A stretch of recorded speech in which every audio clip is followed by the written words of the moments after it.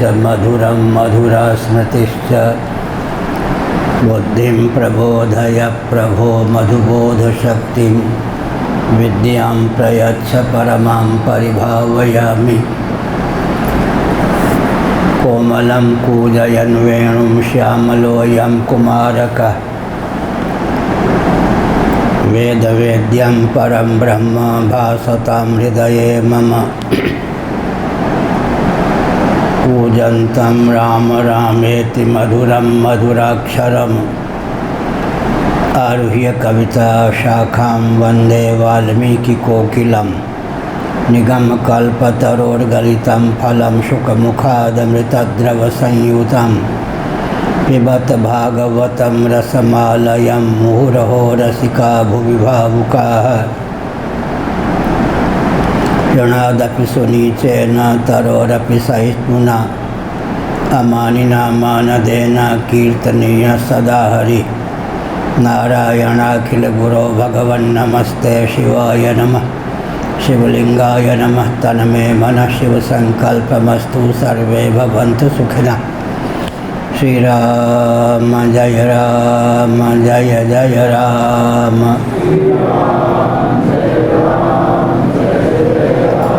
श्रीराम जय राम जय जय राम।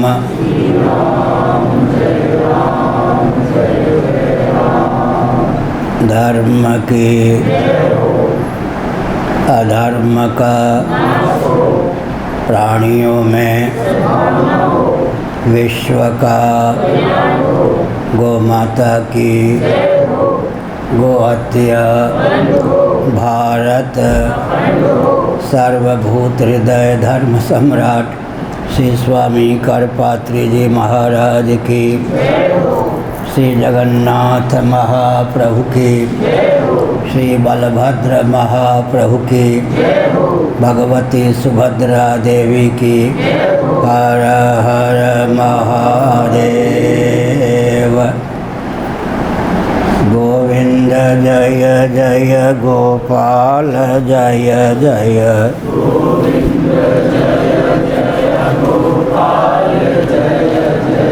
राधा रमण हरि गोविंद जय जय।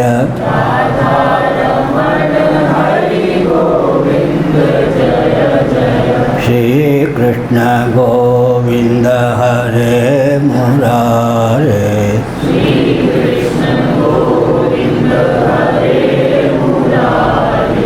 ये नाथ नारायण वासुदेव।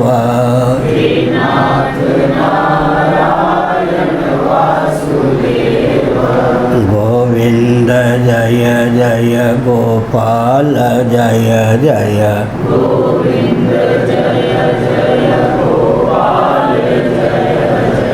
राधा रमण हरे गोविंद जय जय।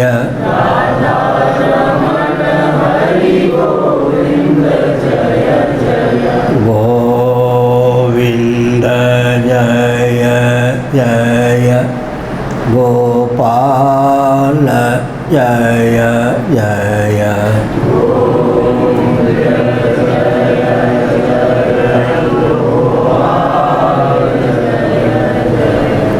राधा रमण हरि गोविंद जय जय।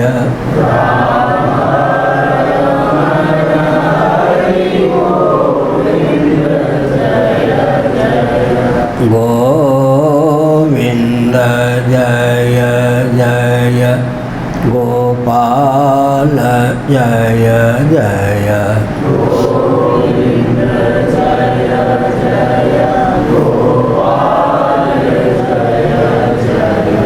राधा रमण हरि गोविंद जय जय।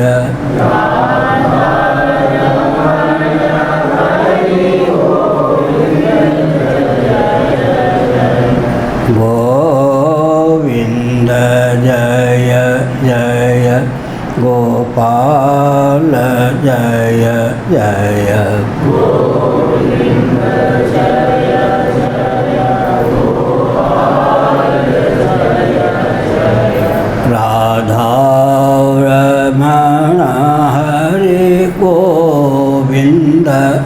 जय जय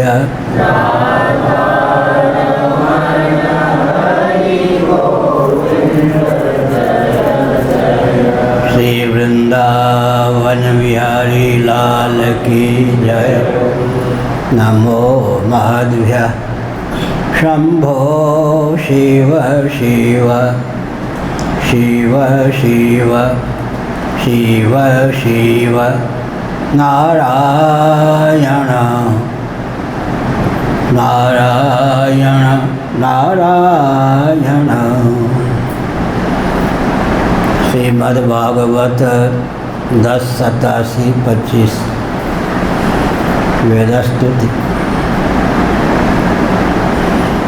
जनिमसतः सतो मृतिमुतात्मनि ये च विदं विप्रणमृतं स्मरन्त्युपदिशन्ति त आरोपितैः त्रिगुणमयः पुमानिति विधायदबोधकृता त्वयि न ततः परत्र स भवेदवबोधरसे नारायण।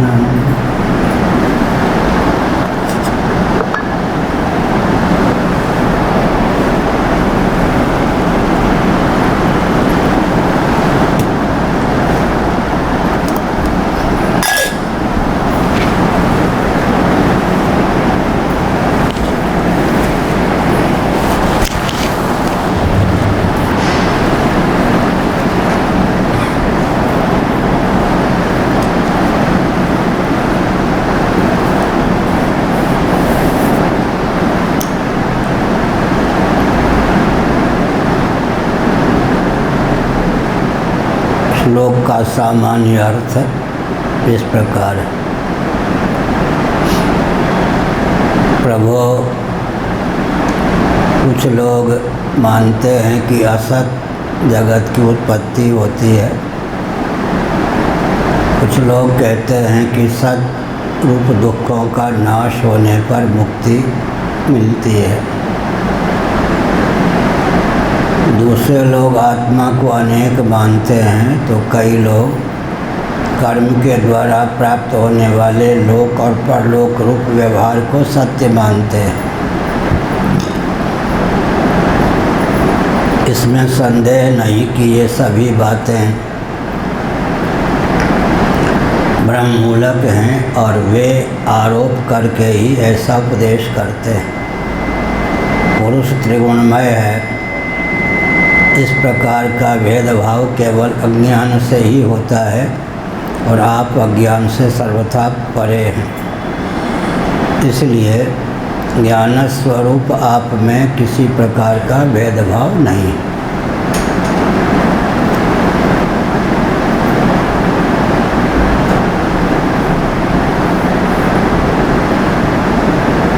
जनिमसतः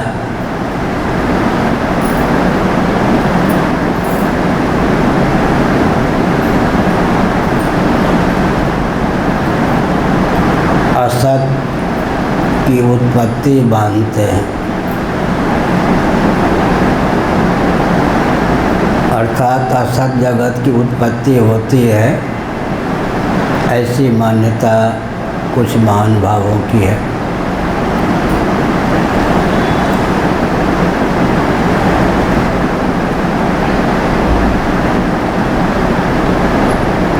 कल हमने बताया कि वेदांत प्रस्थान में असत शब्द प्रसंगानुसार कई अर्थों में प्रयुक्त होता है और हुआ है। बंध्या पुत्र आदि के समान जो सर्वथा अलीक पदार्थ, उनके लिए भी असत शब्द का प्रयोग परिलक्षित है शास्त्रों में।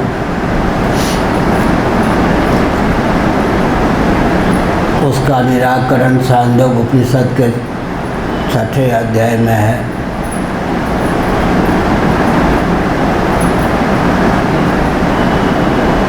कथम असतः सज्जायेत, असत से भला सत की उत्पत्ति कैसे हो सकती है।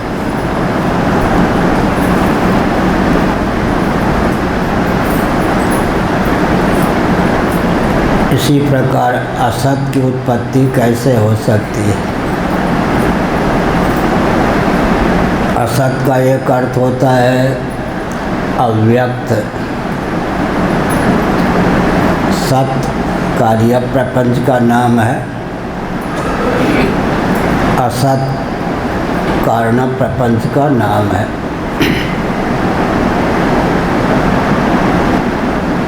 जब कारण को असत कहते हैं तब कारण का अर्थ होता है अव्यक्त। जब कार्य को सत कहते हैं तब का सत का अर्थ होता है व्यक्त। अव्यक्तादीनि भूतानि व्यक्त मध्यानि भारत।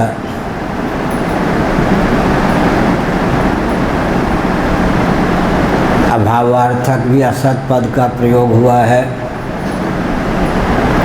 कारण अव्यक्त के अर्थ में भी असत शब्द का प्रयोग हुआ है।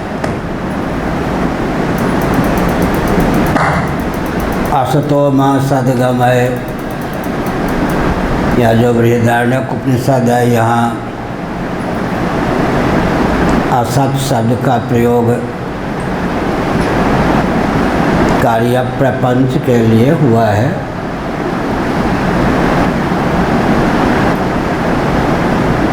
जो कुछ बाद का विषय है, जिसका मिथ्यात्व सुनिश्चित है, जो अनित्य है,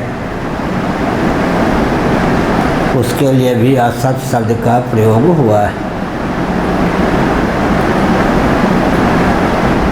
यहाँ पर जानिम असता है,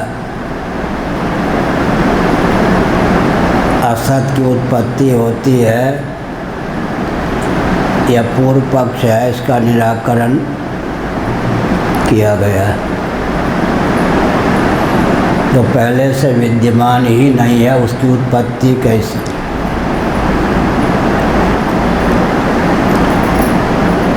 मांडुक्य कारिका के अनुसार जो पहले से ही विद्यमान है, उसकी उत्पत्ति कैसे?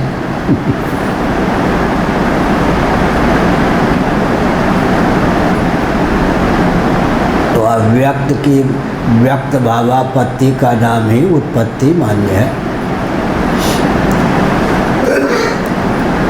और व्यक्त की अव्यक्त भावापत्ति का नाम ही समृद्धि या संभार मान्य है। अव्यक्तादीनि भूतानि व्यक्त मध्यानि भारत, अव्यक्त निधनान्येव तत्र का परिदेवना।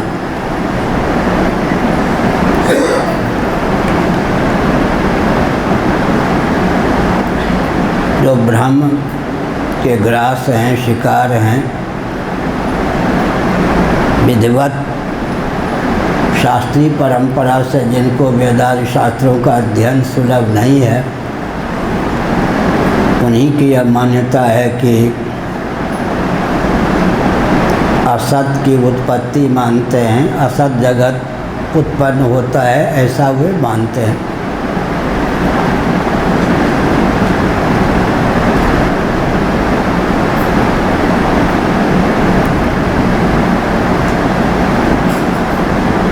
सतो मृतिम,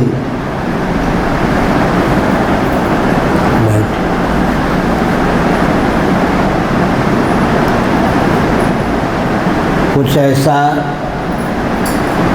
कथन करते हैं कि सतो मृतिम, सत का नाश होता है।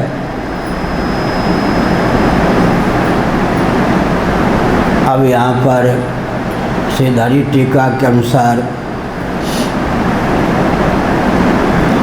अनुवादक महानुभावों ने अर्थ किया है,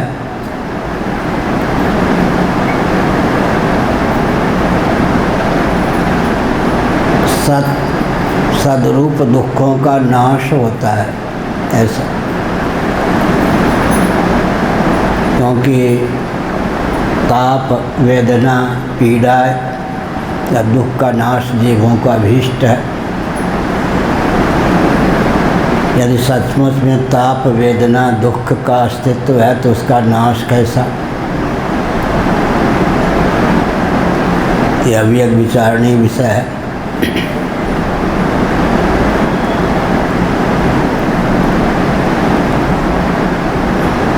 सतोमृतिम, सत के आगे दुख का अध्याहार करना पड़ता है,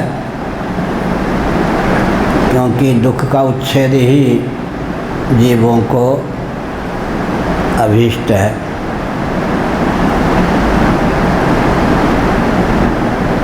एक विचित्र बात है, दुख का बिंब कौन है और अधिष्ठान कौन है, इस पर विचार अपेक्षित है। आत्मा तो सच्चित आनंद स्वरूप है,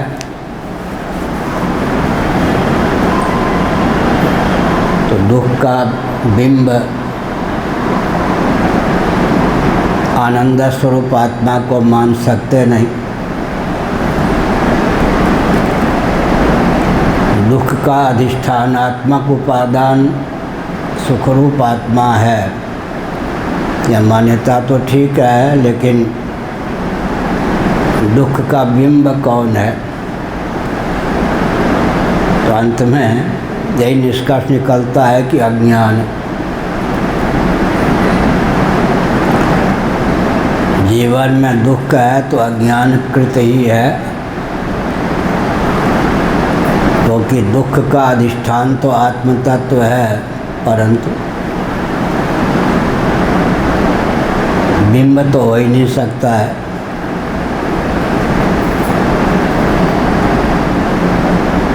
इच्छा द्वेषा सुखम दुखम संघातः चेतना धृति एतत् क्षेत्रम, श्रीमद् भगवद गीता का 13वां अध्याय। दुखम क्षेत्रम सुखम क्षेत्रम, सुखम क्षेत्रम, यह तो बात ठीक ही है कि सुख क्षेत्र है, लेकिन इसी श्रीमद् भागवत के 7वें स्कंद के अनुसार सुखमस्य आत्मनो रूपम,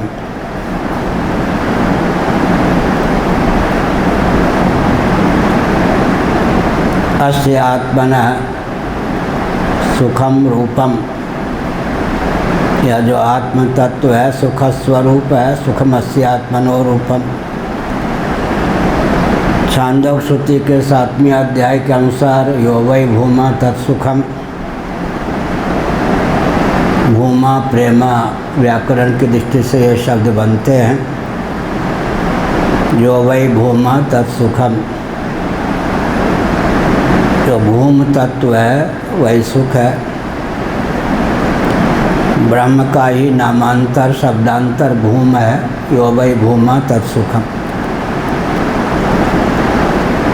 तो दुख का बिंब तो अज्ञान ही सिद्ध होता है, अधिष्ठान आत्म तत्व, जबकि सुख का बिंब और अधिष्ठान दोनों ही आत्म तत्व सिद्ध होता है।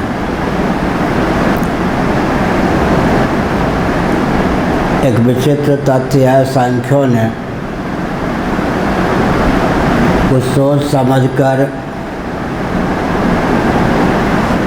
आत्मा को सच्चित तो माना, आनंद स्वरूप नहीं माना। सांख्य प्रस्थान के अनुसार आत्मा सच्चित सिद्ध है, सच्चिदानंद सिद्ध नहीं।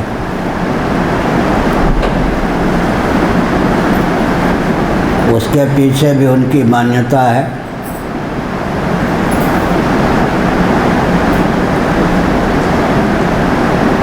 जीवों को आनंद तो चाहिए, क्योंकि प्रवृत्ति और निवृत्ति का नियामक आनंद ही है। जहाँ सुख की संभावना होती है वहाँ प्रवृत्ति परिलक्षित होती है, जहाँ दुख की संभावना होती है वहाँ निवृत्ति परिलक्षित होती है। लेकिन सांख्यों के अनुसार अगर आत्मा को सच्चित ही नहीं बल्कि आनंद स्वरूप भी मान लें, तब वैयाकरणों की दृष्टि से विचार करने पर कर्म कर्तृ विरोध की प्रसक्ति होती है। स्वयं ही भोक्ता, स्वयं ही भोग्य।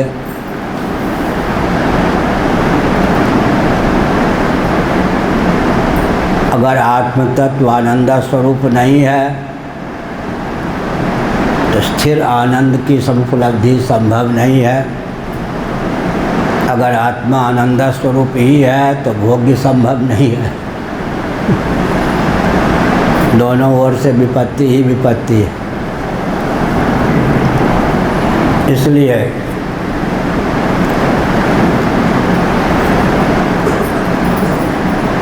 अभिव्यंजक संस्थान की अपेक्षा होती है। आत्मा सुखरूप स्वप्रकाश भी सिद्ध हो और भोग्य भी सिद्ध हो जाए सुख। एक विचित्र पहली है आनंदोपलब्धि। इसलिए सांख्यों ने आत्मा को सच्चित तो माना, आनंद या सुखरूप नहीं माना। स्वयं ही भोक्ता, स्वयं ही भोग्य संभव नहीं। स्वप्रकाश सद्रूप सुख भोग्य कैसे होगा? तो जैसे मुख दर्पण के माध्यम से दृश्य हो जाता है, अपना मुख दर्पण के माध्यम से नेत्रों के द्वारा दृश्य सिद्ध हो जाता है, ऐसे ही अभिव्यंजक संस्थान सुलभ होने पर आत्मा जो कि स्वप्रकाश सुखरूप है वह भोग्य सिद्ध हो सकता है। बीच में अभिव्यंजक संस्थान को ला देने पर कर्म करते विरोध की प्रसक्ति भी नहीं होती।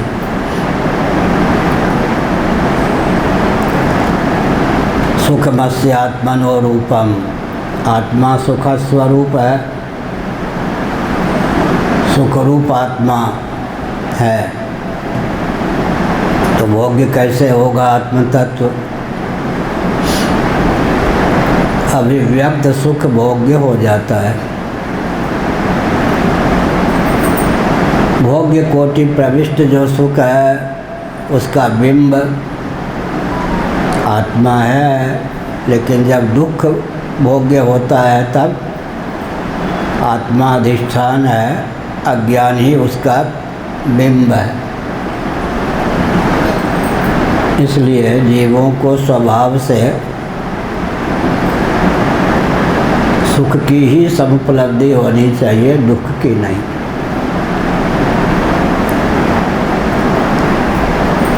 हम एक बार मथुरा से वृंदावन आ रहे थे। टीबी हॉस्पिटल के पास एक कोई युवती, कल्पना कर सकते हैं 30-35 की रही होगी, वो रो रही थी। उसके साथ वाले जो भी हों, हमारा कोई परिचय नहीं था, उसके आंसू पोंछ रहे थे, रोने से मना कर रहे थे। तो रोने से मना करने वाले को स्त्री झटका दे रही थी।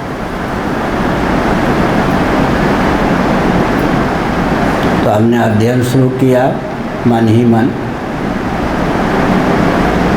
श्रीमद् भागवत में आया है, भगवान श्री कृष्णचंद्र परमानंद का सुधासिंध मदन मोहन का विप्रलम्ब प्राप्त होने पर, वियोग प्राप्त होने पर सुस्वर शब्दों में गोपियों ने रुदन किया। सुस्वर शब्दों में रोते रोते जब स्वर लहरी बन जाती है, रुदन के माध्यम से चित्त एकाग्र हो जाता है। किसी भी माध्यम से चित्त एकाग्र हो जाएगा तो सुखरूप आत्म तत्व उस पर प्रतिफलित हुए बिना नहीं रह सकता। तो दुख भी आत्मा का विव्यंजक संस्थान है। सुस्वरता रुदन करते करते जब धारा चल पड़ती है, सुस्वरता का उसमें समावेश हो जाता है, तो रुदन के माध्यम से सही चित्त एकाग्र हो जाता है।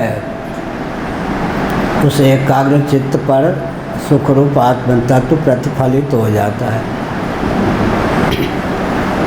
भगवान ने जीव को यह संबल देकर भेजा है, दुख की घाटी में भी तुम सुख प्राप्त कर लो ताकि विक्षिप्त होने से बच सको।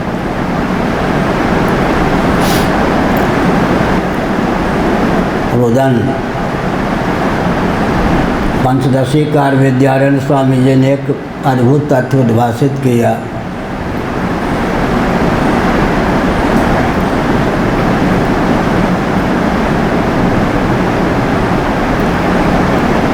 आत्म तत्व सुखरूप है, यह तो स्पष्ट ही है। सुखमस्यात्मनो रूपम, लेकिन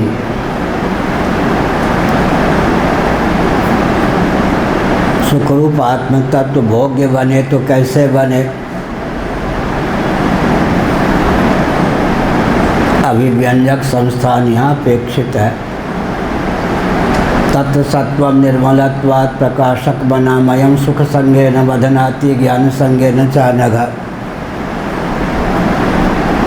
श्रीमद् भगवद गीता का 14वां अध्याय। तत्र सत्वम निर्मलत्वात् प्रकाशक बनामयम। सत्वगुण जो है निर्मल है, और निर्मल होने के कारण प्रकाशक है।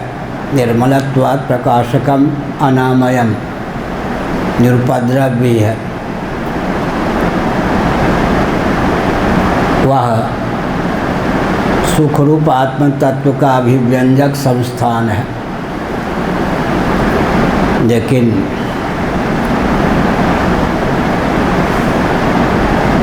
मैं सुखरूप हूँ, अभिव्यंग्य हूँ,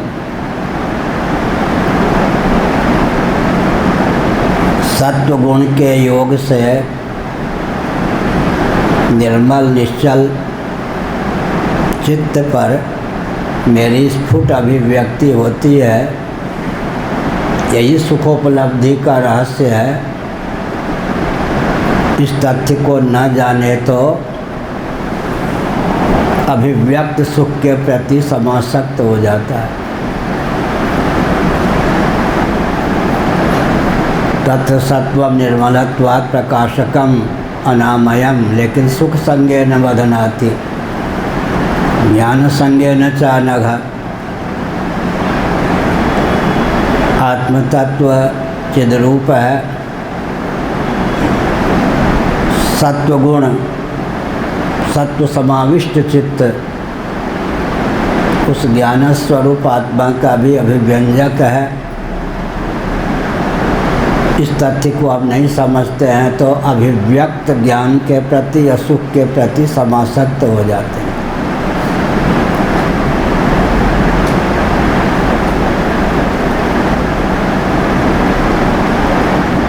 विपरीत ढंग से उदाहरण हम लोग बचपन में गाते थे, शहीद तेरी मौत ही वतन की जिंदगी।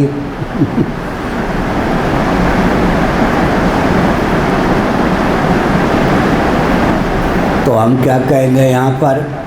हमारी विद्यमानता ही, बिंब रूपता ही अभिव्यक्त सुख और ज्ञान का जीवन है।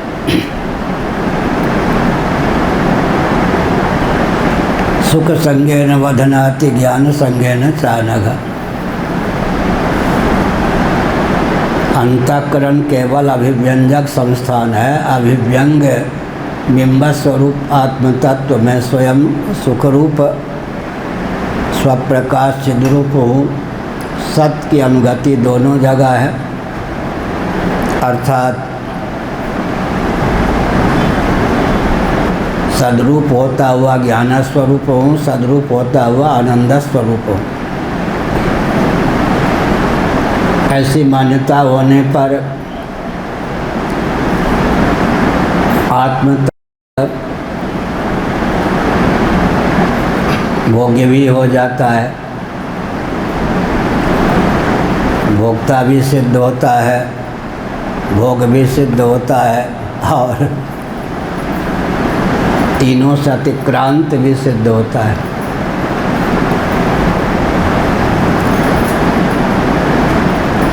आत्म तत्व भोग्य भी, भोक्ता भी, भोग भी और तीनों से अतिक्रांत भी। इस तथ्य को समझने के लिए श्रीमद् भागवत के 12वें स्कंध में एक उदाहरण है, उस पर ध्यान केंद्रित करना आवश्यक है। स्वामी जी का स्वास्थ्य ठीक है? ठीक, विश्राम करने दें अभी। तो आत्म तत्व सुख रूप है, ज्ञान स्वरूप है, सदानंद स्वरूप है, यह अभिप्राय हुआ।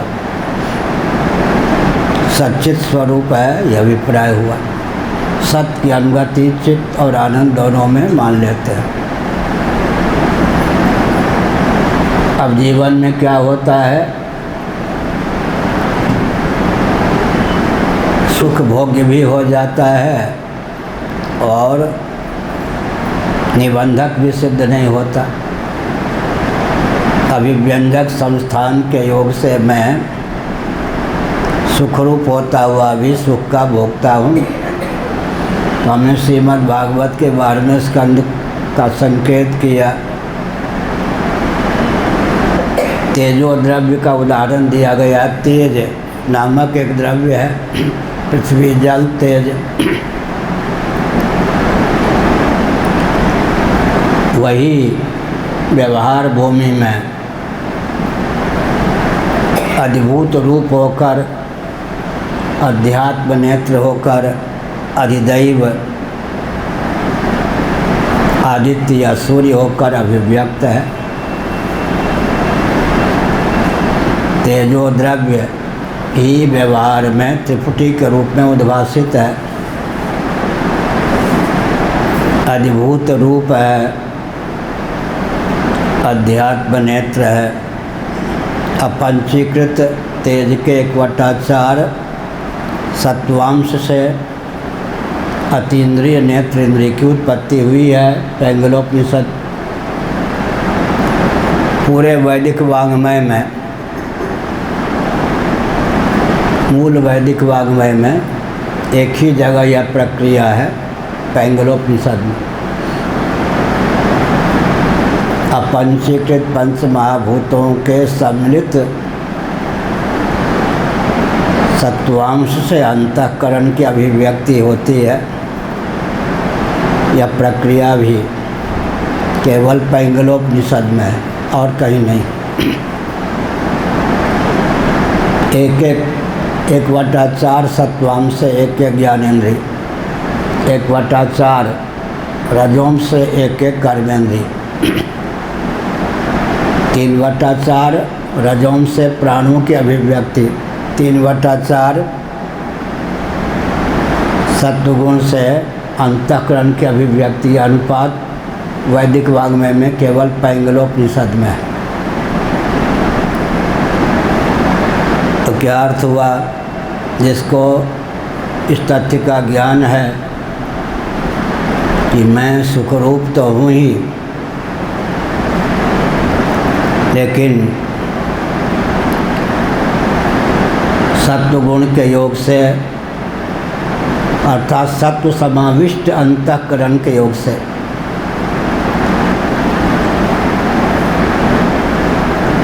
अभिव्यक्त सुख का भोक्ता भी हो जाता हूँ। यहाँ एक विशेषण पर ध्यान देना आवश्यक है। नित्यं च समचित्तत्वं इष्टानिष्टोपपत्तिषु अध्यात्म ज्ञान नित्यत्व, गीता का 13वां अध्याय।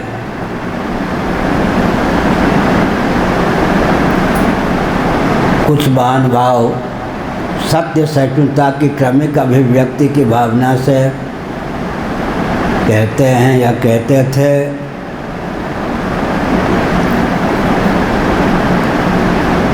समचित्तता स्थिर हो यह कठिन है, इसलिए प्रवचन आदि के समय तात्कालिकी समचित्तता प्राप्त होती है।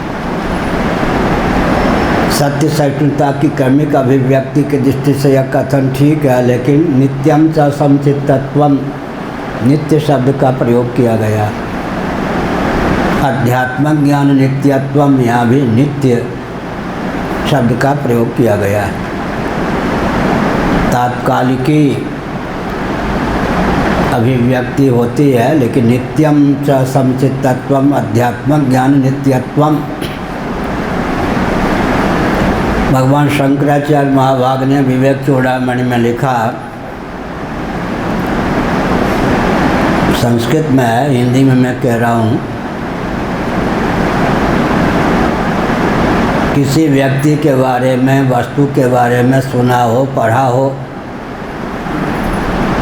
लेकिन वह व्यक्ति वस्तु नेत्रों का विषय बन जाए तो पूरा विश्वास हो जाता है। ऐसे ही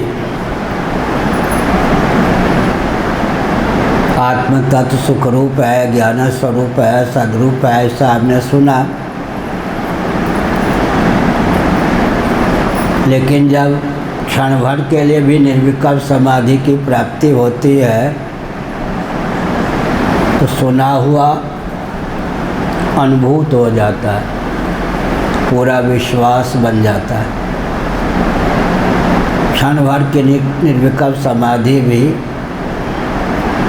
निष्ठा अर्थात सुने हुए को परिपुष्ट करने में समर्थ है।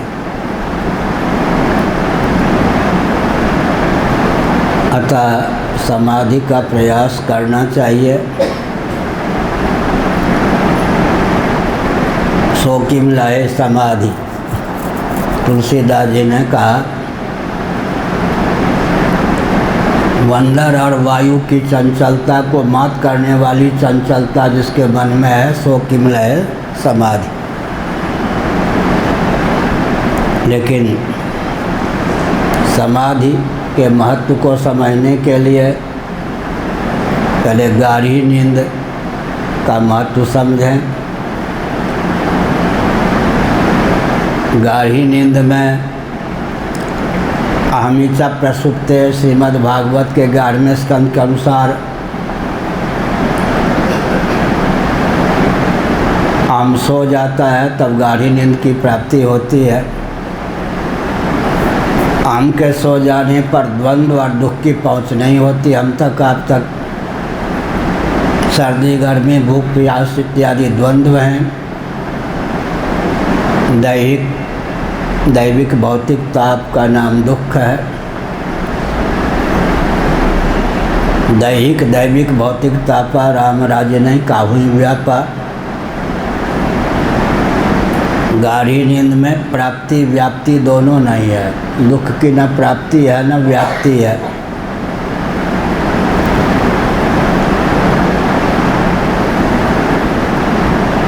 लेकिन जागृत में प्राप्ति होने पर भी व्याप्ति न हो तो स्थित प्रज्ञता की सिद्धि होती है। न प्राप्ति न व्याप्ति, ये सुषुप्ति की महिमा है। कमरिन पर पानी फेरने के लिए गाढ़ी नींद का दृष्टांत ही पर्याप्त है। भौतिकवादियों की मान्यता पर गाढ़ी नींद का वेग ही पानी फेरने में समर्थ है। चेतना विशिष्ट शरीर को ही भौतिकवादी आत्मा मानते हैं। विषयजन्य आनंद को ही भौतिकवादी रस सुख या आनंद मानते हैं। उनकी दोनों मान्यताओं पर गाढ़ी नींद का वेग ही पानी फेर देता है।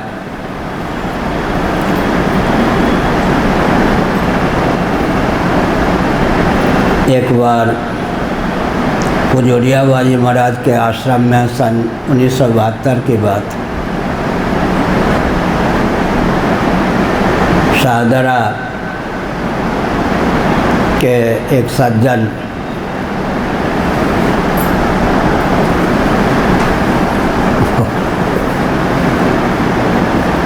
शंकर लाल शर्मा श्री कृष्ण बोधाश्रम जी महाराज के भक्त थे, ज्योतिष पीठ के अधिपति महानुभाव थे। बाकी ट्रस्टी स्वामी शांतानंद जी महाराज के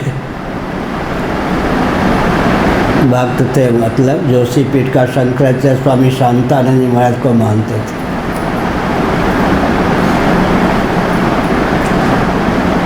तो आग्रह पूर्वक हठ पूर्वक एक दिन के लिए चिंतामणि शर्मा जी ने श्री कृष्ण बोधाश्रम जी महाभाग को बुला लिया उड़ियावा के आश्रम। बाकी ट्रस्टियों ने क्या किया, बिल्कुल प्रचार नहीं होने दिया। सन 72 की बात है, 1972। महाराज तो स्थितप्रज्ञ थे, बिल्कुल उन पे कुछ असर नहीं पड़ता था, सोता हो ना हो। सभागार अभी भी होगा उड़ियावा जी महाराज के यहाँ, मैं तो वर्षों से नहीं गया।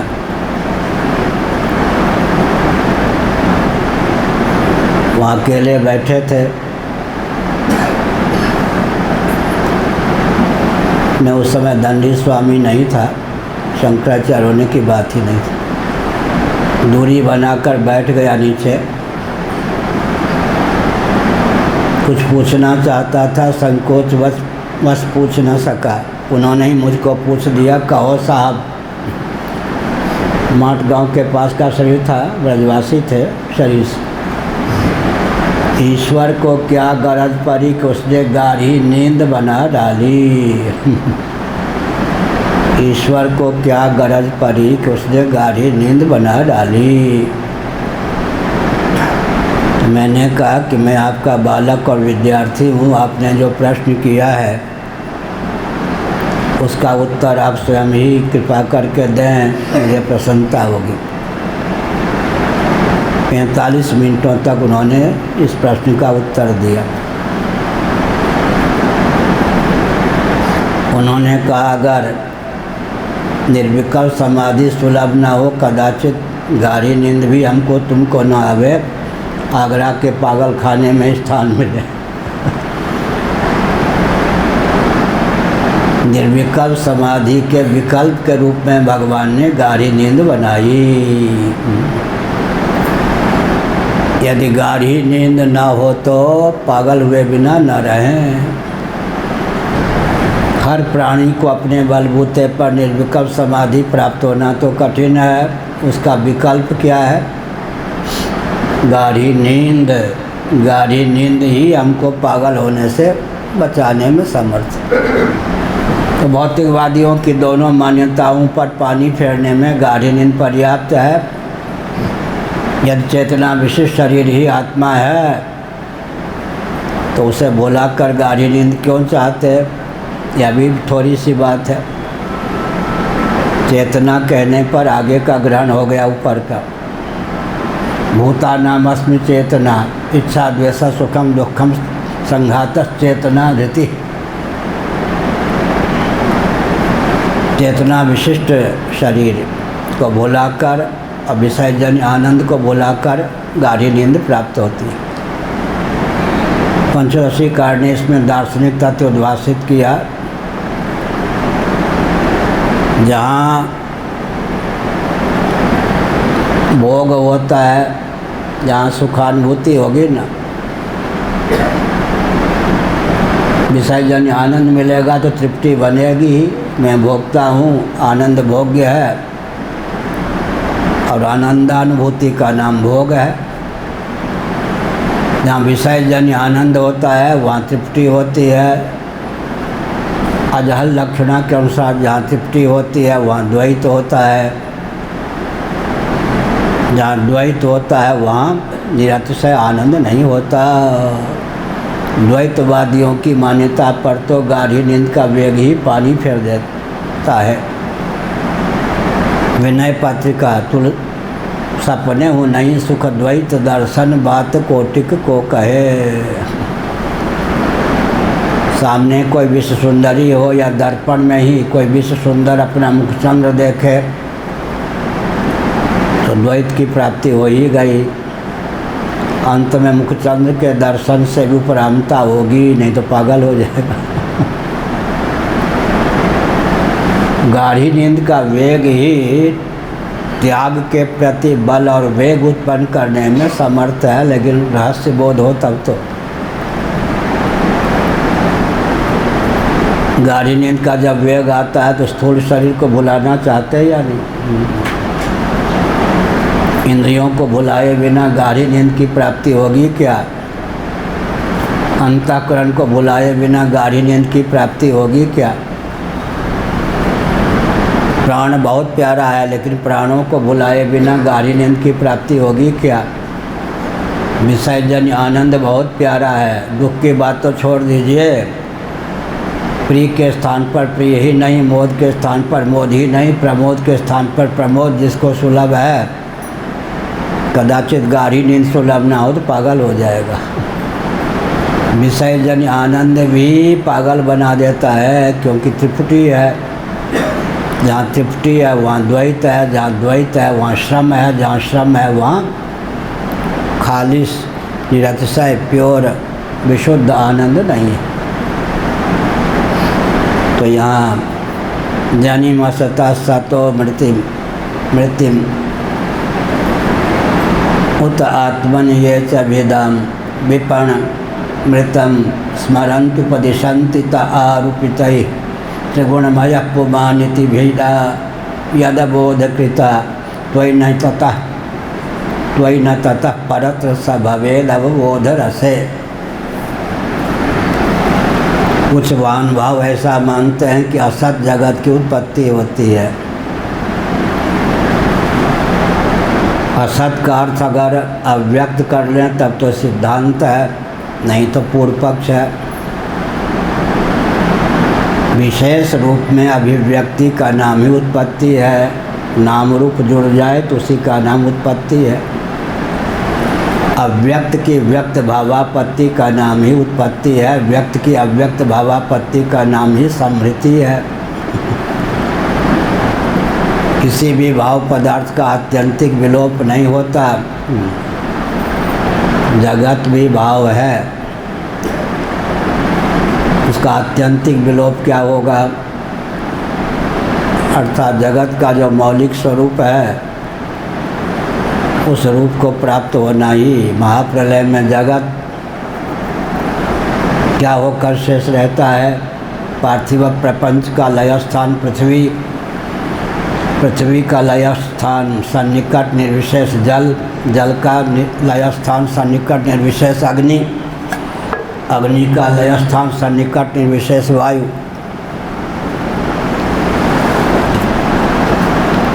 वायु का लय स्थान सन्निकट निर्विशेष आकाश। अब आकाश का लय स्थान अव्यक्त को माने या हमको?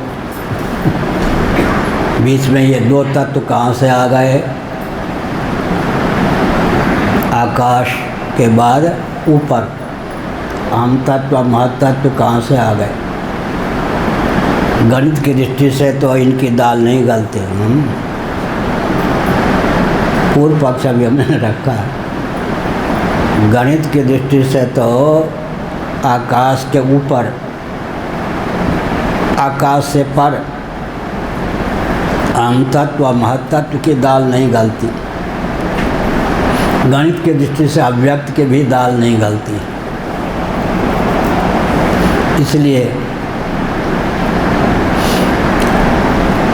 न दाल नहीं गलती मतलब 5 4 3 2 1 0 यही होगा ना गणित आरोह क्रम से।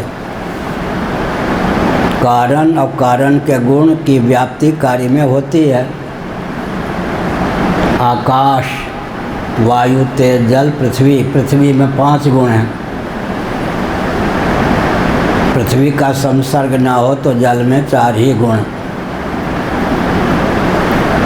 और अग्नि में 3 ही गुण, वायु में 2 ही गुण, आकाश में केवल शब्द नामक 1 गुण। गंध रस रूप और स्पर्श, ये जो 4 भूतों के गुण हैं, ये अपने किसी भी गुण का सन्निवेश संसार आकाश में नहीं कर पाते। अपेक्षाकृत आकाश की निरवयवता मान्य है। आकाश में 1 गुण। अब अगर गणित विज्ञान की दृष्टि से देखें तो आकाश का उपादान कारण वही हो सकता है जो निर्विशेषता की अवधि या निर्गुणता की अवधि हो, उसी का नाम आत्मा है। इस तथ्य की उद्भावना तैत्तिरीय उपनिषद के अनुशीलन से होती है। तस्माद् वै तस्माद् आत्मना आकाश सम्भूतः। यह हुआ गणित का प्रस्थान। दर्शन शास्त्र में गणित और एक कृषि 2 प्रकार की धारा चलती है। ये शब्द हमारे बनाए हुए गढ़े हुए हैं, इसलिए अर्थ भी हम ही करेंगे तो लगेगा, नहीं तो लोगों के लिए। इसका मतलब ये महत्तत्व, फिर अहम तत्व ऊपर से नीचे, नीचे से आकाश के ऊपर अहम, अहम के ऊपर महत् और महत् के ऊपर अव्यक्त। ये गणित की दृष्टि से 3 तत्व सिद्ध नहीं होते, क्योंकि 5 4 3 2 1 के बाद शून्य का ही स्थान होता है। कृषि विज्ञान भी चलता है किसमें? दर्शन शास्त्र में, और गणित का विज्ञान चलता है। कृषि विज्ञान में एक बीजावस्था की प्राप्ति होती है, और गणित विज्ञान में उस बीजावस्था की प्राप्ति नहीं होती है। अध्याहार करने पर प्राप्ति होती है, अन्यथा नहीं। तस्माद् वै तस्माद् आत्मना आकाश सम्भूतः। यह जो तैत्तिरीय उपनिषद है, इसमें तो आत्मा से आकाश की उत्पत्ति एक गणित की प्रक्रिया की दृष्टि से है, लेकिन गोपाल उत्तर तापनी उपनिषद आदि में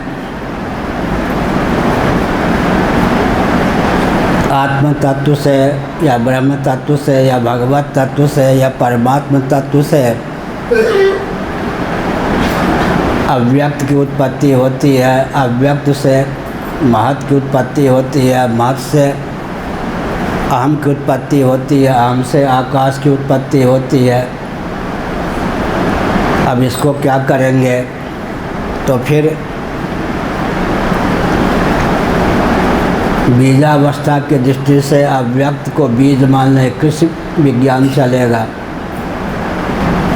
लेकिन फिर भी महत्तत्व और अहम, ये 2 तत्व कैसे आ गए, इनकी दाल कैसे गलेगी, ये सब प्रश्न कहीं उठाया नहीं गया। तो अपने अपने ग्रंथों में प्रश्न उठाया है। आकाश से ऊपर जो 3 तत्व हैं, अहम तत्व, महत्तत्व, अव्यक्त,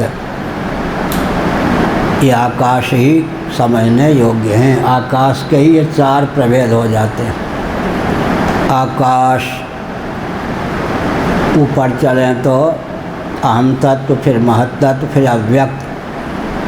आकाश के ही ये 4 भेद हो गए। 4 भेद किस अभिप्राय से हुए? वैखरी, मध्यमा, पश्यंती, परा, ये वाक दृष्टि से। वैखरी वाक की निष्पत्ति होती है आकाश से। पंचदशी के अनुसार अगर विचार करें तो शब्द के 5 प्रभेद हो जाते हैं। वैसे सारे गम पधनी, सारे गम पधनी, सनी धप मगरे, सनी 100 ही होता है। गीत में 100 को सा कर देते हैं। सा सरे ग म प ध नि, सरे ग म प ध नि। उधर उल्टा कर देते सानी धप मगरे।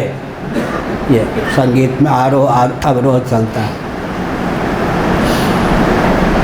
स्वर सारे गामा पौधा नी, लेकिन मुख्यतः पृथ्वी को लेकर जो शब्द की अभिव्यक्ति होती है कट कट, जैसे किसी काष्ठ को काटे तो उससे आवाज़ होगी कट कट। जल भरें तो घड़े इत्यादि से तो बुल बुल, आग जलती है तो भुक भुक, हवा चलती है तो बीसी लंदन बीसी।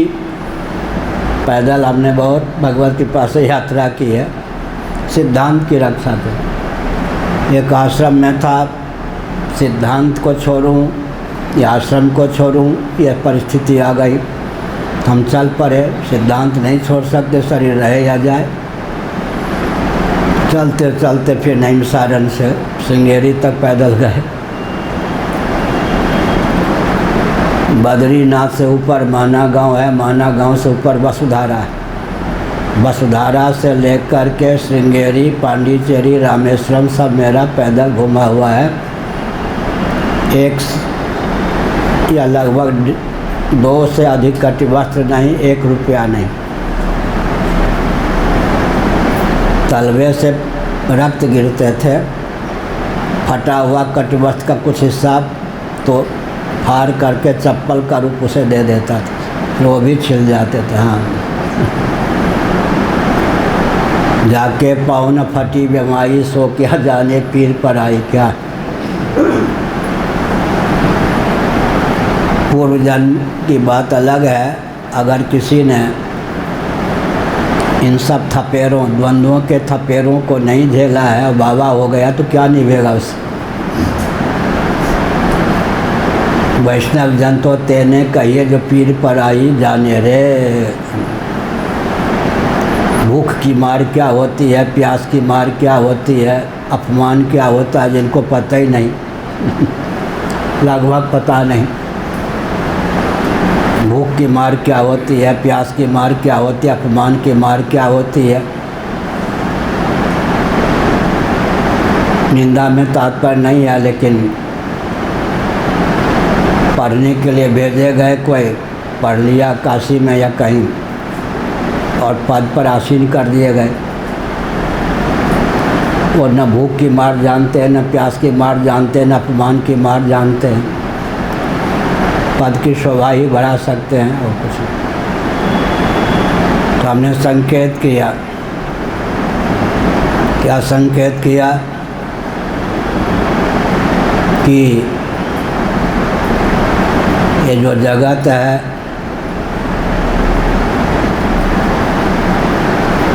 यह द्वंद्व के रूप में प्राप्त होता है। आत्म तत्व निर्द्वंद्व है, निर्दुख है। सुषुप्ति में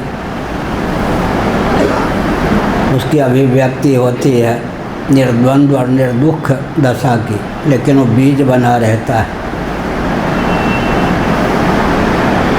तो यहाँ सतो मृतिम, सत दुख की मृत्यु नाश कैसे होगा, यह भी एक पक्ष है।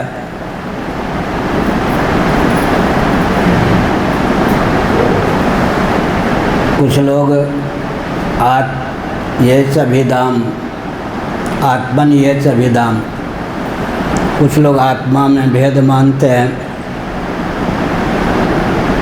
एक विशेष बात है, नैयायिकों की दृष्टि से आत्म तत्व विभु है, स्वरूप से, स्वभाव से असंख्य है। वैशेषिकों के मत में भी आत्म तत्व विभु होता हुआ स्वभाव से, स्वरूप से अनंत है, असंख्य। ये है, बैठो भाई, भी बाद में ये सब नए हैं, कोई श्रोता नए हैं, आगे आने की टेक्निक बढ़िया। फल के नाम पे, दक्षिणा के नाम पे आगे बैठने क्या कह रहे थे, धारा टूट जाती है ना। हाँ, तो नैयायिकों के अनुसार स्वरूप से आत्म तत्व असंख्य है और विभु है। वैशेषिकों की भी यही मान्यता है।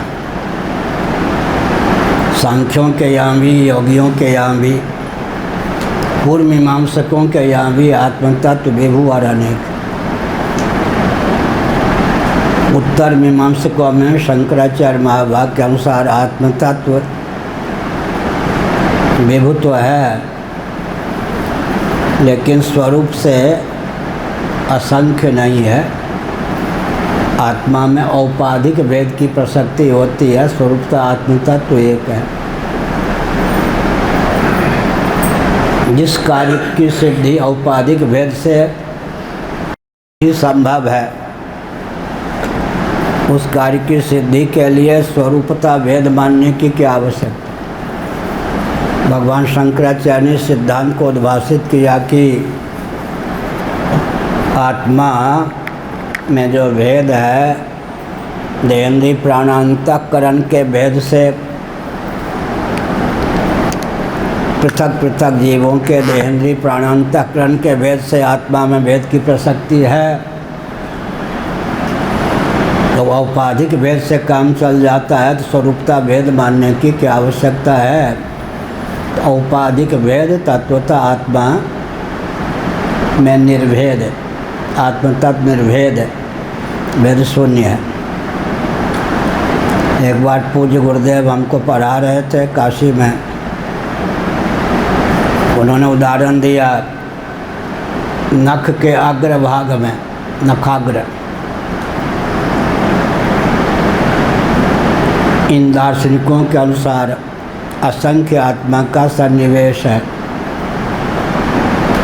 तो मैंने पूछ दिया, तो महाराज बहुत प्रसन्न होते थे। जैसे बच्चा कोई तोतली बोली बोले तो माता पिता प्रसन्न होते। मेरा स्वभाव था कि मैं अज्ञान को छिपाता नहीं था। अज्ञान को व्यक्तित्व का अंग जो मानते हैं वो ऊपर नहीं उठ पाते। अगर मैंने पूछ दिया संत महात्मा से परीक्षा लेने के नहीं, अपने भावना को व्यक्त कर दिया, तो लोगों की दृष्टि में हम या महात्मा की दृष्टि में हम अज्ञ सिद्ध हो जाएंगे। तो अज्ञान बटोरे रहो एक जगह अज्ञ सिद्ध हो जाओ, हजारों जगह अभय हो जो तो मैं डर आई। हमने पूछ दिया महाराज से, पढ़ने वाले मेरे अतिरिक्त, मैंने तो डिग्री डिप्लोमा को हाथ जोड़कर इधर आना पसंद किया। वहाँ की कोई न्यायाचार्य थे, कोई किसी से, तो विभागाध्यक्ष थे, प्रोफेसर लोग पढ़ते थे, संत लोग भी होते थे। मैंने पूछ दिया कि आपका कथन है नाखून के अग्रभाग में भी असंख्य आत्मा का सन्निवेश है उन दार्शनिकों के अनुसार, तो एक आत्मा दूसरी आत्मा को धक्का नहीं देती क्या। महाराज प्रसन्न हुए, बहुत हंसे। ठीक कहा तुमने। फिर उत्तर क्या दिया, उससे हमको तत्काल व्यवहार में भी बहुत लाभ हुआ, हमारी दृष्टि व्यवहार में भी चली गई। जो लोग दर्शन को व्यवहार में नहीं उतार पाते, दार्शनिक तत्व को वैज्ञानिक रूप नहीं दे पाते और दर्शन विज्ञान को व्यवहार में नहीं ढाल पाते, वो दार्शनिक उपहास के पात्र होते हैं। ये दार्शनिक है माने व्यवहार में बुद्धू है, यही कहते। दर्शन के हैं महाराज माने व्यवहार में बुद्धू। दर्शन को विज्ञान और दर्शन विज्ञान को व्यवहार में ढालना नहीं आता, तो उपहास के पात्र दार्शनिक हो जाते हैं। पूज्य गुरुदेव ने कहा व्यापक वस्तु जगह नहीं छेकती। अब इस सिद्धांत को नहीं जानता, ये रहेंगे तो मैं नहीं रहूँगा। हमारे यहाँ ये सब नहीं है, सब एक दूसरे को सहयोग देते। स्वामी जी कहते मुझे लगता ही नहीं कि मैं कुछ करता हूँ। बहुत ऊंची बात है ना। निकेश जी करते हैं और सब करते हैं, निकेश जी आदि करते हैं, सारा संचालन स्वामी जी करते हैं। स्वामी जी कहते कुछ करते हैं तो हम करते हैं। हमारे यहाँ हमको लगता हम कुछ करते ही नहीं, करते भी नहीं, पढ़ते लिखते रहते हैं। स्वामी जी को लगता हम कुछ नहीं करते। नीचे वाले जो दो चार हैं, इतना बड़ा संस्थान है, बहुत शंकराचार्य का पद और दायित्व बहुत बड़ा होता है। मान हो तो यहाँ तो हलवा पूरी खाओ, दक्षिणा लो बहुत बड़ा दायित्व होता है। फिर अभी एक वाक्य भी अगर मुँह से यूँ निकल जाए तो पूरे विश्व मुर्दाबाद हो जाए। क्या हंसी मजाक का पद थोड़ा आजकल है ये। पूरा विश्व मनु का विरोधी, पूरा विश्व वर्णाश्रम का विरोधी उस समय मनुवादी होकर और बिल्कुल समझौता किए बिना अडिग रहकर और संदेश को प्रसारित करना और रोटी मिल जाए बहुत कठिन। यहाँ कहीं मुर्दाबाद होता नहीं। बहुत ऊंची बात हुई ना, गुरु मेहरबान तो चला। हमने क्या संकेत किया? हमने यह संकेत किया कि व्यापक वस्तु जगह नहीं छेकती। अब व्यापक बनिए, ये रहेंगे तो मैं नहीं, मैं रहूँगा तो ये नहीं। इसका लोग दोनों दोषी हैं या कोई ना कोई दोनों में दोषी। व्यापक वस्तु जगह नहीं छेकती है। जीवन में व्यापकता आनी चाहिए। इनके बिना मैं अकेले क्या करूँगा, मेरे बिना ये अकेले क्या करेंगे। मुझे इनका सहयोगी बनना चाहिए इस ढंग से, और इनको सहयोगी बनाना चाहिए, तब चलेगा ना। 6 हो गया। आश्रमों की दुर्दशा में किसी आश्रम का नाम नहीं लूँगा, ले ही लूँ तो आनंदमयी आश्रम का नाम ले लेता हूँ, वृंदावन। जिनके अनुयायियों ने अपने गुरु को सिद्ध के रूप में ख्यापित किया, उनकी परंपरा चली क्या? गुरु जी का आदेश, माँ का आदेश पर्याप्त है, सब आदेश पे चलता था। सब बुद्धू हो गए। माँ का आदेश होगा कर लेंगे, माँ का आदेश होगा, दृष्टिकोण से काम चलता है ना। आदेश के बल पर कितना काम होगा? ऑर्डर इज ऑर्डर, नहीं चलेगा। परिवार आदेश के बल पर चलेगा, कितना काम होगा जी। ऑफिस आदि में आदेश चलता है, बहुत कम काम होता है, खर्च ज़्यादा है। भारत की यही दुर्दशा है ना। घर आदेश के बल पर चलेगा क्या? आप दृष्टिकोण दीजिए। घर का जो मुखिया है, सदस्यों को बैठाकर दृष्टिकोण दे दें, कार्यों का विभाजन हो जाए, एक अपने दायित्व का निर्वाह करे, दूसरे के दायित्व के निर्वाह में सहयोगी बने, बढ़िया चलेगा मठ आश्रम देश। मोदी जी सावधान, विशेषज्ञ होने पर भी सब जगह विशेषज्ञता का परिचय मत दीजिए। आप देंगे तो गृह मंत्री का कार्य भी आप स्वयं कर लेंगे, रक्षा मंत्री का कार्य भी आप स्वयं कर लेंगे। रक्षा मंत्री को बाद में मालूम पड़ा प्रधानमंत्री ने उस विभाग का काम भी स्वयं कर लिया। परंपरा नहीं चलेगी, लोग लुंज-पुंज हो जाएंगे, आपकी शोहरत तो हो जाएगी। सब विषय को जानते हैं। सर्वज्ञ होने पर भी या बहुज्ञ होने पर भी क्या सारा काम स्वयं कर लेने का प्रयास करेंगे तो प्रशिक्षण बंद हो जाएगा, परंपरा विलुप्त हो जाएगी, संस्थान नष्ट हो जाएगा। इसलिए आनंदमयी माँ का स्थान नहीं चल पाया। माता की आज्ञा जो हुआ, लोगों की बुद्धि कुंठित हो गई। इसलिए 100 में 99 जगह तो दृष्टिकोण से ही काम चलता है। कहीं व्यक्ति की दृष्टि न जाए, वहाँ आदेश दे दीजिए। फिर आदेश देने के बाद में उसकी उपयोगिता को समझाइए, तो सब प्रबुद्ध होंगे, सबके पास दृष्टिकोण होगा।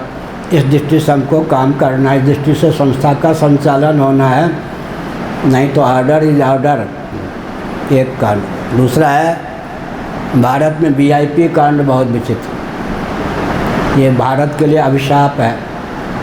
अन्य देशों में राज्यपाल के पद पर रहने वाला व्यक्ति अतिरिक्त समय में दुकान पे बैठता, घूस लेता नहीं। जीविका चलाने के लिए, परिवार चलाने के लिए आमदनी कम है, अतिरिक्त समय में वो दुकान पे भी बैठता है। अब यहाँ तो VIP कॉलोनी में सब VIP, एक कर्नल रिटायर, दूसरे रिटायर्ड कर्नल से भी नहीं मिलता, ऊपर के अधिकारी से नहीं मिलता, सब VIP। VIP कांड ने तो भारत को TB कैंसर का रोग दे दिया। VIP फिर मैं कैसे करूँगा। मैं था उस समय सन्यासी नहीं, ब्रह्मचारी था, श्रृंगेरी में। श्रृंगेरी के मान्य शंकराचार्य उस समय जो थे, अब ब्रह्मलीन कहना पड़ता है, उन्होंने कहा ब्रह्मचारी बीच में नदी है श्रृंगेरी में, इस पार वन विभाग की ओर शंकराचार्य रहते, उस पार गृहस्थ लोग रहते और लोग रहते। सुनो, मुझे अपने मठ में भी, मठ से बाहर, मठ माने निवास वाला अंश जाना हो तो आध घंटा सजने में लगता है। हमने पूछ लिया कैसे सजते हैं आप तो वस्त्र ऐसे करके फिर आलपिन लगाए, ये हो ऐसा हो रहा। कहा कि कम से कम आध घंटा सजने में लगता है, तब हम अपने मठ में एक जगह से दूसरी जगह जाते हैं। 5-6 कार होनी चाहिए, पीछे व्यक्ति होने चाहिए। उस समय जो पुरी के शंकराचार्य श्री निरंजन देव जी महाराज का नाम लेके कहा, पुरी के शंकराचार्य ट्रेन में भी यात्रा कर लेते हैं, अकेले भी चल देते हैं, कोई शंकराचार्य का पद है तो फिर जय जयकार करने वाले 4-5 चाहिए। हाँ, पुरी में कोई है नकल करता है, राजाधिराज महाराज शंकराचार्य आ रहे हैं, सावधान। एक ने कहा बच्चा है कोई, उसने कहा कि आप आए, हम तो आया होगा कहीं से, गुजरात से या कहाँ से। हमने सोचा शंकराचार्य आ रहे हैं तो कुछ हो ऐसा चाल पल होगा, चुपके से आके बैठ गए आप, वो भी ठीक है। लेकिन आदि शंकराचार्य ने भारत को बौद्धों के शासन तंत्र से के चपेट से मुक्त किया। व्यासपीठ पर भी बौद्ध भिक्षुक थे, शासन भी बौद्ध भिक्षुक, बौद्धों के हाथ में। सुधर्मा का हृदय पलटा, धर्मराज की प्रतिष्ठा स्वयं कर ली, फिर प्रतिष्ठा बनी रहे इसलिए राजा के पद पर सुधर्मा को अभिषिक्त किया। आजकल क्या है जी, आजकल तो फिर पहले धर्मराज की प्रतिष्ठा तो कीजिए, उसके बाद सोने चांदी का आसन की बात देखी जाएगी। क्या इस समय अगर सोने चांदी के आसन, बुरा नहीं, जो बैठते हैं मैं बहुत सम्मान करता हूँ।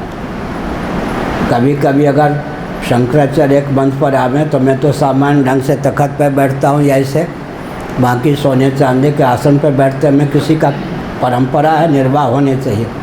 ये प्रश्न उठता है कि आदि शंकराचार्य ने धर्म राज्य की स्थापना की, शासन तंत्र का व्यासपीठ का शोधन किया, उसके बाद न गद्दी पर सुधर्मा जी के अनुरोध से व्यक्तियों को बैठाया ना। इस समय तो आप धर्मराज की प्रतिष्ठा कीजिए ना।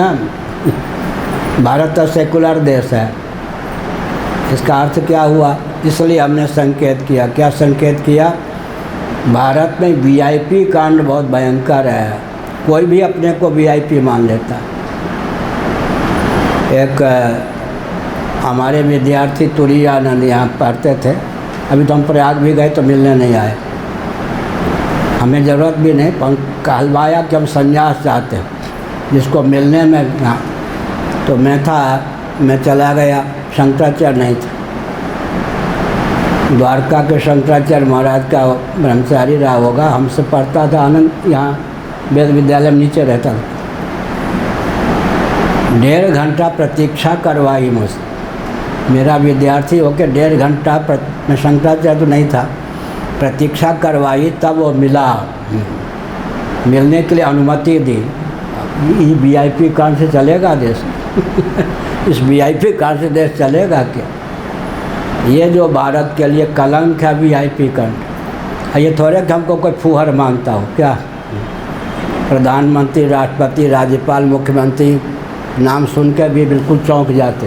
क्या उड़ीसा में ही जाके देखे, राज्यपाल हों, मुख्यमंत्री और नाम सुन के एकदम यूँ।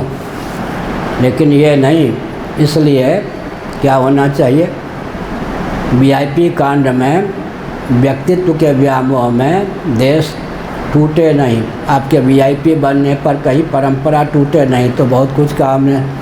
अभी संकेत ये हुआ कि ये जो दार्शनिक तथ्य है, एक संकेत और कर दूं, मूल तो चतुश्लोकी भागवत है ना, चतुश्लोकी भागवत मूल तो वही है ना। 4 श्लोकों के अंतर्निहित रस रहस्य को व्यक्त करने के लिए अन्य दार्शनिक प्रकरण हैं और आख्यायिकाएँ हैं। इतिहास का महत्व है। महाभारत में केवल 2 श्लोक हैं मूल, आदि पर्व में 2 श्लोक मूल हैं। उनके अंतर्निहित भाव को व्यक्त करने के लिए शतसहस्री संहिता 1 लाख श्लोक, लगभग 1 लाख श्लोकों में 2 श्लोकों के अंतर्निहित भाव को व्यक्त किया गया। इनका मनन कितना होगा भगवान वेदव्यास जी का? चतुश्लोकी भागवत परंपरा से प्राप्त चतुश्लोकी भागवत के अंतर्निहित भावों को व्यक्त करने के लिए लगभग 18,000 श्लोक। इसलिए सूत्र, फिर भाष्य, फिर वार्तिक की टीका, ये सब ब्रह्मसूत्र है, फिर शंकर भाष्य है, परिमल है, आभोग है क्या? पहले सूत्र ब्रह्मसूत्र है, फिर शंकर भाष्य है। इसका मतलब क्या हुआ? आभोग है, परिमल है, कल्पतरु है। तो पहले सूक्ष्म से सूक्ष्म शैली में आचार्य लोग बोलते थे, फिर अन्य आचार्य उसकी व्याख्या विस्तृत करके बताते थे। तो आज के प्रवचन का सार हुआ कि आइए, स्वास्थ्य को ठीक हो रहा है। तो हमने संकेत किया, क्या संकेत किया? ये जो दार्शनिक ज्ञान विज्ञान से दूर रहेंगे तो क्या होगा? तो अभी हमने कहा था, श्रोता भूल गए होंगे, एक ही आकाश आम तत्व महतत्व अव्यक्त के रूप में भी परिलक्षित है। कृष्ण विज्ञान के दृष्टि से आकाश के ऊपर अव्यक्त की बीजावस्थापन्नता तो सिद्ध है, लेकिन फिर भी आम तत्व महतत्व अतिरिक्त हो जाते हैं। तो गणित और कृषि विज्ञान दोनों दृष्टियों से 2 तत्व अतिरिक्त, गणित विज्ञान की दृष्टि से 3 तत्व अतिरिक्त हो जाते हैं, हम तत्व महतत्व और अव्यक्त। एक तैत्तिरीय उपनिषद की बात हमने कही, एक गोपालपुर उत्तर तापनी उपनिषद की बात कही, तापनीयोपनिषद की बात कही। तो अभी हमने कहा कि आकाश ही आम तत्व के रूप में, महतत्व के रूप में, अव्यक्त के रूप में भी विद्यमान है। आकाश के ये सब भेद हैं। अवान्तर वैखरी वाक्य की निष्पत्ति होती है आकाश से। शब्द के हमने भेद बताया, कट कट पृथ्वी के योग से, बुल बुल जल के योग से, भुग भुग अग्नि के योग से, बीसी वायु के योग से। ये भेद हो गए, शब्द के भेद हो गए। लेकिन प्रश्न उठता है, आकाश, फिर आकाश रह गया प्रतिध्वनि। आकाश के योग से शब्द के प्रभेद हो गए कितने? कट कट, बुल बुल, भुग भुग, बीसी और प्रतिध्वनि, 5-10 आकाश तक आ गए। अब अहम तत्व महतत्व वैखरी वाक्य की निष्पत्ति आकाश से, मध्यमा वाक्य अभिव्यक्ति अहम से, पश्यन्ति वाक्य अभिव्यक्ति महत् से, और परावाक्य अभिव्यक्ति जो है अव्यक्त तथा आत्मा से। इस प्रकार से हमने कहा इन वाक्यों की सिद्धि होती है। वैखरी वाक्य की सिद्धि किससे? आकाश। मध्यमा वाक्य की सिद्धि अहम तत्व से। पश्यन्ति वाक्य, पश्यन्ति का अर्थ क्या है? उपनिषदों में किया गया, योगी अभोगी। भोगी आँखों से देखते हैं, योगी जिस वाणी से देखते हैं उस वाणी का नाम है पश्यन्ति। योगी शब्द से देखते हैं, भोगी आँखों से देखते हैं। हम लोग आँखों से भी देखते हैं व्यवहार में। अब मूल रूप से पश्यन्ति वाक्य को पश्यन्ति क्यों कहते हैं? योगी जिस वाक्य से देखते हैं उसका नाम है देखें तीन काल निज ज्ञाना, करतलगत आमलक समाना, वो है पश्यन्ति वाक्य। तो वैखरी वाक्य ये अक्व विसर्जनीय नाम कंठ, नाभि और हृदय को ले लें, 10 संस्थानों के माध्यम से वैखरी वाक्य की निष्पत्ति होती है। उसके बाद मध्यमा वाक्य है, वाक्य मध्यमा वाक्य मन में वाक्य इंद्रिय को सन्निहित कर दें। मनन करते हैं ना मनोहरा जी, मन में क्या करें? वाणी को सन्निहित कर दें। वो वाक कौन सी हो जाएगी? मध्यमा वाक। मनोगत वाक को, मन के सहित मनोगत वाक को बुद्धि में सन्निहित कर दें तो कौन से? पश्यंती वाक। मनोगत वाक को मन के सहित बुद्धि में सन्निहित कर दें और बुद्धि मन दोनों में सन्निहित वाक को अव्यक्त आत्म तत्व से अधिष्ठित अव्यक्त में सन्निहित कर दें, उसी का नाम हो जाता है परावाक। यह भागवत क्या है? समाधि भाषा में लिखा हुआ ग्रंथ है, समाधि भाषा में। तो जो परावाक में भी निष्णात है, पश्यंती वाक्य में निष्णात है, मध्यमा वाक्य में निष्णात है और वैखरी वाक्य में भी निष्णात है, वो श्रीमद् भागवत के अंतर्निहित तथ्यों को उद्भाषित कर सकता है। श्री राम जय जय राम।